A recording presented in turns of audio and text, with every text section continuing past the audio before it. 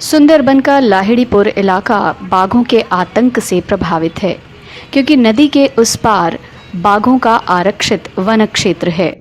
मौका मिलते ही बाघ बस्तियों में चला आता है।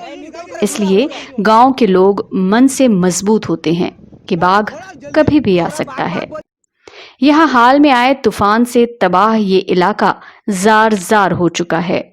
तूफान गुजरने के सैकड़ों घंटे बाद तक भी राज्य या केंद्र सरकार की ओर से जब राहत की पहल नहीं हुई तो पूरी आबादी निराशा में डूब गई।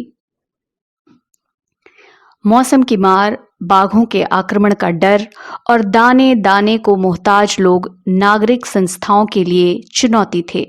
लेकिन यहाँ 52 टापुओं के रहवासी कोरोना को लेकर बेहद संवेदनशील हैं। राहत के तौर पर अनाज, दवा और कपड़ों के अलावा तिरपाल गांव-गांव तक पहुंचाना सरकारी मुलाजिमों के लिए नामुमकिन था, क्योंकि सुंदरबन की भौगोलिक चुनौतियों को समझना या झेलना सरकारी स्तर पर बहुत मुश्किल भरा काम है। लिहाजा सरकार से कहीं ज्यादा गैर सरकारी संस्थाओं की पहल और अति सक्रियता की वजह से न सिर्फ राशन बांटे जा रहे हैं, बल्कि आम आदमी को कोरोना से बचने की हिदायत भी दी जा रही है। सोशल डिस्टेंसिंग अपनाने का संजीदा अंदाज दिल्ली से लेकर कोलकाता और उसके आगे गोदखाली तक देखने को नहीं मिला, जबकि सुंदरबन में उत्तर प्रदेश और बिहार के मुकाबले साक्षरता कम है।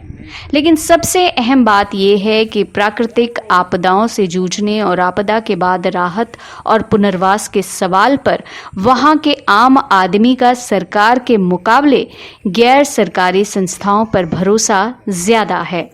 केंद्र सरकार को यहां आकर एनजीओ के कार्यकलाप को करीब से देखना चाहिए। मोदी सरकार ने जिस बेदर्दी से अनियमितता, भ्रष्टाचार खत्म करने के नाम पर जमीनी स्तर पर एनजीओ कल्चर का कत्ल किया है, उसका खामियाजा कोई कितना भुगत रहा है ये देश जाने। लेकिन सुंदरबन की गैर सरकारी संस्थाओं ने जिस सेवा भाव का परिचय दिया है वो एक नजीर है। सत्ता विमर्श के लिए सुंदरबन से अमरेंद्र किशोर की रिपोर्ट।